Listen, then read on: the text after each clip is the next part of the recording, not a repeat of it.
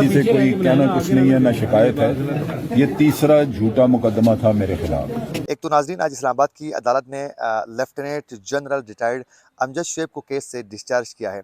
इसकी तफसीलात आप तक पहुंचाएंगे। और उसके अलावा आज एक बार फिर डॉलर की उड़ान जो है वो मज़ीद तेज़ हो चुकी है और बुलंद तरीन सतह पर पहुंच चुका है डॉलर। उसकी तफसीलात आप तक पहुंचाएंगे। और उसके अलावा बिजली की कीमतों में इजाफा करने का फैसला किया गया है, उसकी तफसीलात आप तक पहुँचाने की पूरी कोशिश करेंगे।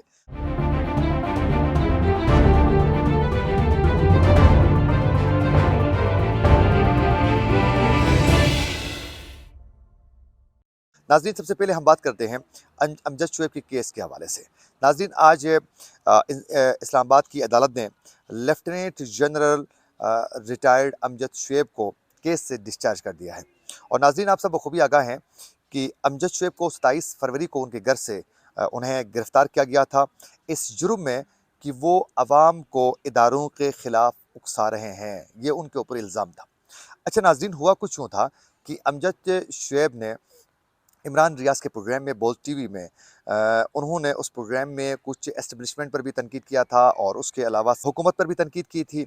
और फिर सिर्फ इसको ही तो बुनियाद बनाया गया है, लेकिन इसके अलावा भी बहुत से इशूज़ थे जिसमें अमजद शुएब के अपने यूट्यूब चैनल में जो वीलॉग्स वो करते हैं उसमें वो अक्सर हमने देखा है कि वो एस्टेब्लिशमेंट को बहुत ज़्यादा तनकीद का निशाना बना रहे थे और बाजवा डॉक्ट्राइन के ख़िलाफ़ और फिर फैज़ समीद के ख़िलाफ़ बहुत ज़्यादा बोल रहे थे और इमरान खान के हक़ में बोलते थे, सपोर्ट करते थे इमरान खान के नैरेटिव को आगे पहुंचाने में। सोशल मीडिया में एक किरदार इनका वाज़ेह था। कहना कुछ नहीं है, ना शिकायत है। ये तीसरा झूठा मुकदमा था मेरे खिलाफ और अल्लाह ताला ने उसमें सुरखरू किया, पहले भी सुरखरू होता रहा। तो इंशाअल्लाह आइंदा भी मैं हाजिर हूँ। मेरी ज़िंदगी है इस मुल्क के लिए। मैंने ना कोई ओहदा मांगा, ना मेरा किसी पॉलिटिकल पार्टी से कोई वास्ता है। किसी पॉलिटिकल पार्टी से मेरा कोई ताल्लुक नहीं। मैं आज दिन तक इमरान खान को मिला ही नहीं, इनमें से किसी से भी कभी नहीं मिला। तो जो बात करता हूँ वो सिर्फ इस मुल्क के लिए।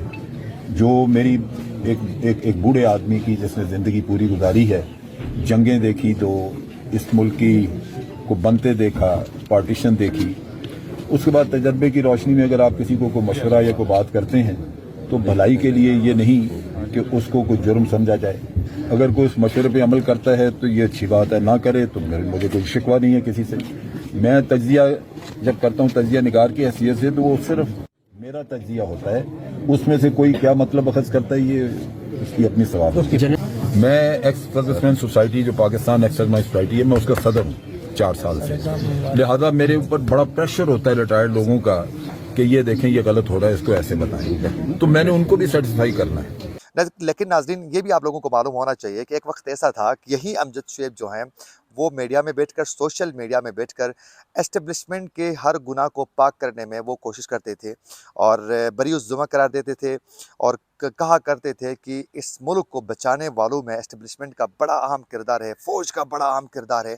और फिर अमजद शुएब अक्सर हमने देखा कि बलूचिस्तान में और फिर खैबर पख्तूनख्वा में, एजेके में या फिर गिलगित बल्तिस्तान के मुख्तलिफ़ इलाकों में जो बुनियादी अपने हुकूक के लिए आवाज़ बुलंद करने वाले जो नौजवान थे, जो सोशल एक्टिविस्ट थे, उनके हवाले से अमजद शुएब सोशल मीडिया और मीडिया में बैठकर वक्तन फ़वक्तन इस किस्म के एलिगेशंस लगाते थे जिनको सुनकर हैरान होना पड़ता था और अफसोस होता था कि यार ये बंदा किस तरह की गुफ्तगू कर रहा है, किस तरह के इल्ज़ामात लगा रहे हैं और किस तरह ये नौजवानों के बारे में किस्म किस्म की बातें कर रहे हैं सोशल मीडिया में और मीडिया में बैठकर।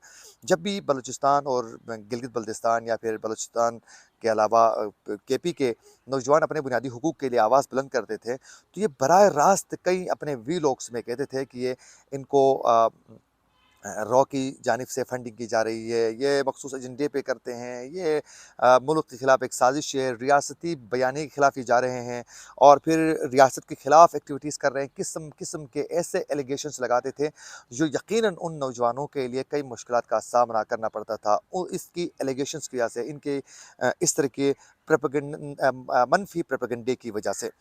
लेकिन देखें नाज़रीन, आखिरकार यही अमजद शुएब जो कल तक एस्टेब्लिशमेंट के हक़ में अपने बुनियादी हुकूक के लिए आवाज़ बुलंद करने वाले जो नौजवान थे उनके ख़िलाफ़ बोलते थे, आज वही अमजद शुएब वही एस्टेब्लिशमेंट के निशाने पे हैं और आज ये 3 दिन जो हैं जिस्मानी रिमांड पे भी रहे और अब आज जो है वो अदालत में पेश हुए। काफ़ी मायूस थे जब इनका जब रिमांड हासिल किया जा रहा था, तो उस वक़्त जब मीडिया का सामना हुआ, तो उस वक़्त इससे पूछा गया तो इसने कुछ नहीं बोला। हारी हुई निगाहों के साथ वो कैमरे की आँख में देख रहे थे और सिर्फ़ इन्होंने ये कहा कि बस एक रस्म चली है कि यहाँ कोई भी सर उठा के ना चलें। तो अब जो है एस्टेब्लिशमेंट को भी तनकीद का निशाना बना रहे हैं, मखसूस एक इमरान खान के बयानिए को प्रमोट करने की कोशिश कर रहे हैं। तो अब जो है इस्लामाबाद की एडिशनल सेशन जज के जो इस्लामाबाद के एडिशनल सेशन जज ताहिर अब्बास सिपरग ने अमजद शुएब को केस से आज डिस्चार्ज कर लिया है। और अब देखना यह है कि आने वाले दिनों में ये एस्टेब्लिशमेंट के खिलाफ बोलते हैं, इमरान खान के बयानिए को सपोर्ट करते हैं या नहीं करते हैं, ये आने वाला वक्त ही बताएगा। और नाज़रीन, आज की बड़ी खबर ये है कि इंटरबैंक में रुपए के मुकाबले में डॉलर की कदर में तेज़ी से नाज़रीन इजाफा हो चुका है और हमने देखा कि गुज़िश्ता रोज़ भी रुपए के मुकाबले में डॉलर की जो कीमत थी वो 4.61 यानी 4.61 पैसे महंगा होकर 266.11 रुपए पर बंद हो चुका था गुज़िश्ता रोज़ भी। और ये मुल्क की तारीख़ की बुलंद तरीन सतह थी और आज भी कारोबार के आगाज़ में ही डॉलर की कदर जो है वो 1 रुपए 89 पैसे जो हैं इजाफ़ा हो चुका है, जिससे डॉलर जो है वो 268 तक पहुंच चुका है नाज़रीन। और कारोबार के दौरान डॉलर की कीमत में तेज़ी से इजाफ़ा होने लगा और डॉलर 18 रुपए 89 पैसे महंगा होकर 285 रुपए का हो गया है। ये आप अंदाज़ा कर लें डॉलर कितना महंगा हो चुका है।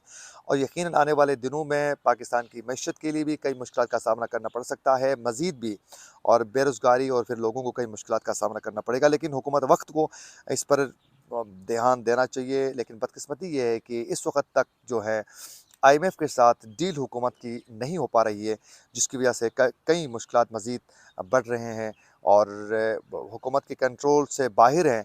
अब आगे रमज़ान आने वाला है। गुज़िश्ता रोज़ भी हमने आप तक एक न्यूज़ पहुंचाई थी कि उसमें ये फ़ैसला किया गया था कि यूटिलिटी स्टोर्स में बेनज़ीर इनकम सपोर्ट प्रोग्राम में जितने भी रजिस्टर्ड लोग हैं उन सब के लिए बाकायदा एक पैकेज दिया जाएगा, जिसमें दाल, चीनी, घी, आटा वगैरह फ़राहम किया जाएगा।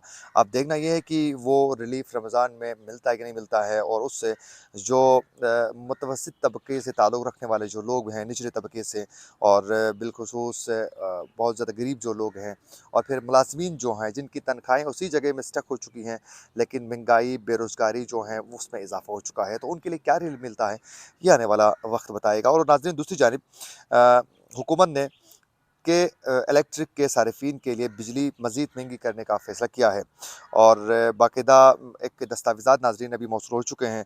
उसके मुताबिक के इलेक्ट्रिक के बिजली के रेट 2 तरह से बढ़ाने का फ़ैसला किया गया है, और जिसके तहत सारिफिन के लिए यकसा टैरिफ का इतलाक़ किया जाएगा। और दस्तावेज़ात में नाज़रीन ये कहा गया है, यकसा टैरिफ के नफाज से के इलेक्ट्रिक के सारिफिन के लिए बिजली औसत 3.21 रुपये फ़ी यूनिट जो है नाज़रीन महंगी होगी, और यकीनन बिजली की कीमतों में इजाफ़ा हो रहा है मुसलसल। वहीं दूसरी जानिब नाज़रीन पेट्रोलियम मसनूआत की कीमतों में भी ये कहा जा रहा है हमारे ज़राए से कि पेट्रोलियम मसनूआत की कीमतों में भी कि पेट्रोलियम लेवी में इजाफ़ा करने वाले हैं। तो यूँ आने वाले दिनों में पाकिस्तान के लोगों के लिए बहुत ज़्यादा मुश्किलात का सामना करना पड़ सकता है। तो ये अच्छी खबर नहीं है। नाज़रीन, ये थी वो अपडेट्स जो हम आप तक पहुँचाना चाहते थे। इसी के साथ अपने मेज़बान आकिल हुसैन को दीजिए इजाज़त। अल्लाह ने के बाद।